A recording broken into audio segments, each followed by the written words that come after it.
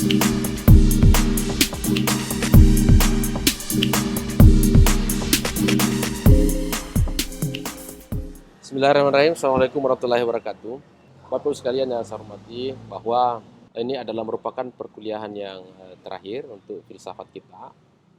Setelah nanti ini akan ada penugasan. Nanti saya pikirkan bagaimana bentuknya efektif supaya saya bisa menggali bahwa betul apa yang saya sampaikan kepada mahasiswa itu kesampaian, dan mahasiswa mencatat, mahasiswa merekam, atau mahasiswa menyimak materi yang dikirimkan via YouTube. Nah, terus kemudian apakah nanti modal finalnya seperti apa, nanti saya akan sampaikan. Yang pasti kalau untuk materi hari ini saya mau coba tuntaskan. Saudara-saudara sekalian, terkait dengan filsafat ini telah saya gambarkan yang pertama bahwa dari pengertian filsafat, substansi daripada apa yang ingin kita sampaikan di materi filsafat itu atau pengertian filsafat itu, bahwa sesungguhnya kita akan mencari makna dasar daripada suatu kebenaran. Saya ulangi, bahwa yang kita inginkan sebenarnya dalam makna-makna di dalam filsafat itu adalah kita menginginkan namanya makna suatu kebenaran yang hakiki yang kita akan peroleh di dalam belajar filsafat tersebut. Sehingga kemudian filsafat ini digunakan sebagai patron, sebagai dasar di dalam rangka untuk melihat semua bidang ilmu, filsafat ekonomi, ilmu manajemen, filsafat manajemen, ilmu hukum, filsafat hukum, ilmu agama, filsafat agama, ilmu sosial, filsafat masyarakat, filsafat hermeneutika, dan seterusnya dan seterusnya, semua bidang ilmu filsafat. Jadi sesungguhnya kalau kita mau kembali pada substansi daripada filsafat itu, maka kita akan kembali bahwa sesungguhnya filsafat itu adalah kembali pada titik di mana kita harus kembali pada mencari suatu kebenaran. Nah, ukuran kebenaran itu yang perlu saya sampaikan kepada saudara-saudara sekalian adalah apa sih yang menjadi ukuran kebenaran. Kalau filsafat adalah umurannya untuk kemudian mencari titik, mencari titik kebenaran. Pertanyaannya adalah, yang mana ada kebenaran yang dimaksud dalam filsafat itu? Aristoteles telah memberikan sebuah gambaran kepada kita semua terkait dengan ada tiga kebenaran yang disampaikan kepada Aristoteles kepada kita semua, yang dijadikan sebagai batu loncatan atau postulat dalam berpikir tentang memahami ilmu pengetahuan dari sudut pandang bahwa pengetahuan itu memiliki sebuah induk, yakni filsafat. Kebenaran itu ada tiga menurut Aristoteles. Yang pertama adalah kebenaran koherensi.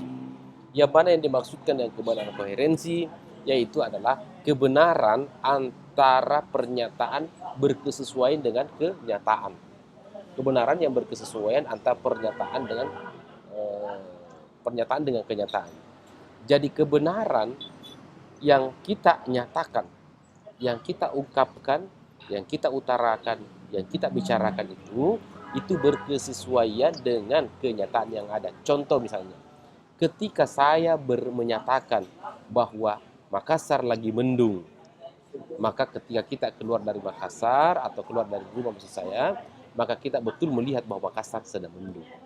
Ketika kita mengatakan bahwa api itu panas, maka kemudian ketika kita mencoba untuk memegang api itu, maka tentu ternyata api itu betul-betul adalah panas.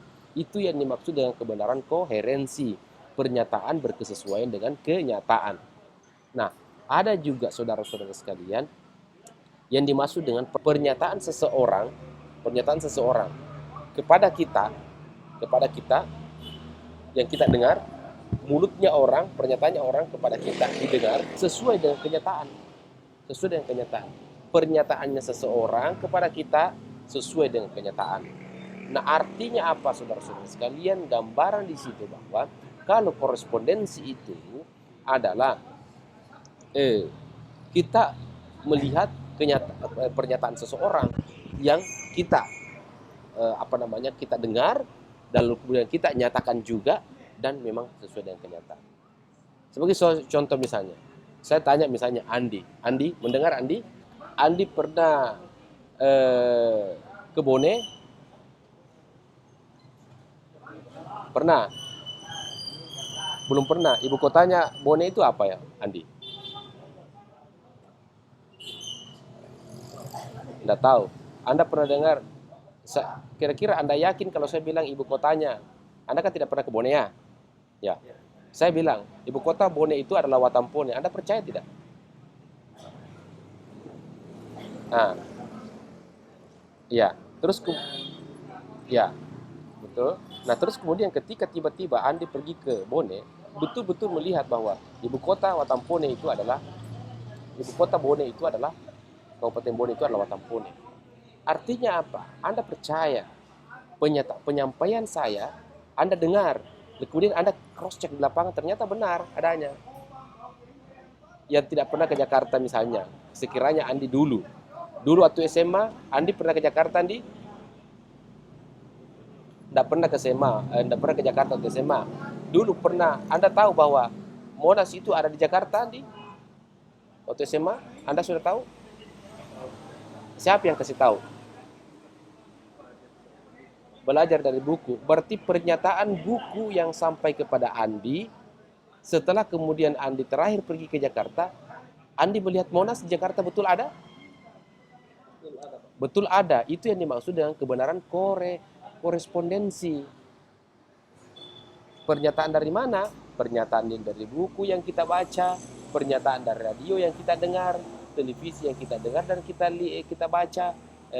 baca dan kemudian kita dengar. Lalu kemudian setelah kita cross check, betul adalah terjadi yang namanya Monas Jakarta.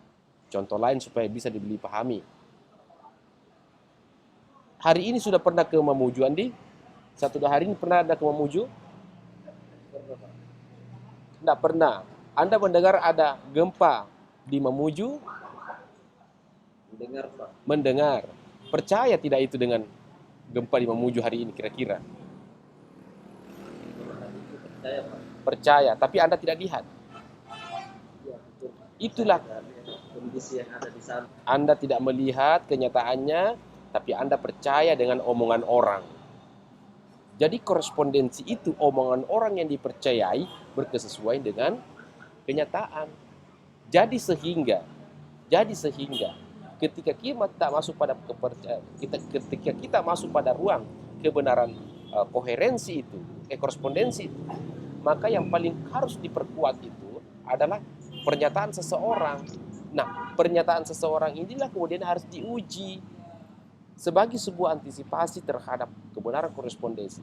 Kebenaran korespondensi inilah kemudian yang paling banyak menghasut, yang paling banyak merusak, yang paling banyak kemudian menghabisi kita punya akal pikiran, yang paling banyak kemudian membuat kita punya akal pikiran tidak sehat. Mengapa demikian? Karena pernyataan seseorang itu yang tidak benar sampai kepada telinga kita, itu juga yang kita sampaikan kepada orang. Contoh, Anda melihat namanya Anda mendapatkan di media sosial Facebook, Twitter dan Telegram, Instagram dan sebagainya informasi-informasi tentang sesuatu, lalu kemudian Anda share. Ada contoh misalnya kita lihat tadi malam imam masjid Mekah mimpi, hati-hati dengan ini.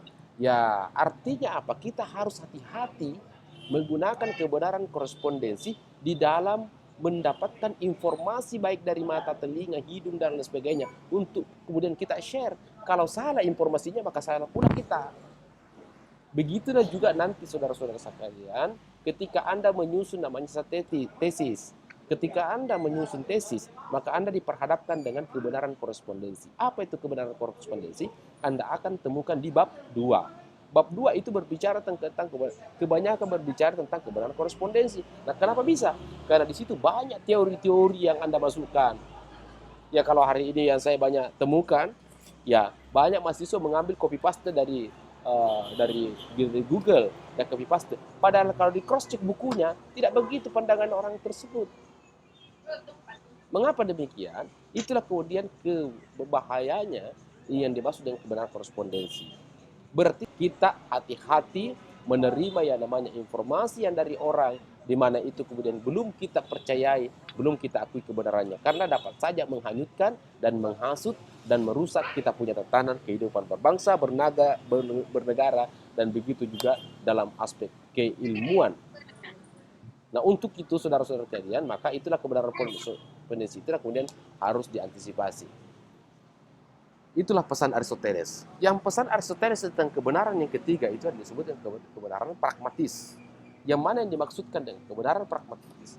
Itu adalah kebenaran yang memiliki manfaat. Kebenaran menurutnya bahwa segala sesuatu yang benar itu ketika memiliki manfaat. Ketika memiliki manfaat.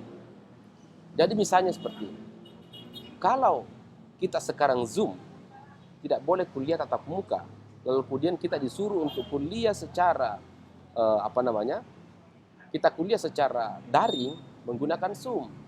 Maka pertanyaannya, bagus nggak? Ada nggak hikmahnya untuk kuliah menggunakan Zoom? Tentu mahasiswa yang bisa menjawab dan dosen bisa menjawab. Kalau dosen mengatakan bahwa bagus, berarti ada manfaatnya. Kalau kita kuliah tidak ada manfaat, berarti itu salah. Tidak benar.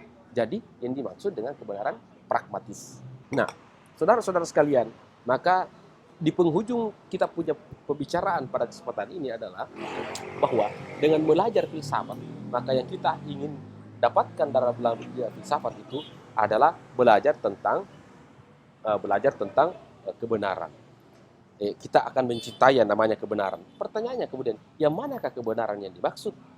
Nah, itulah kebenaran koherensi, kebenaran korespondensi, dan kebenaran pragmatis. Seperti itu saudara-saudara sekalian, satu tahapan yang saya ingin sampaikan kepada kita untuk memahami tentang filsafat kebenaran atau filsafat itu sendiri.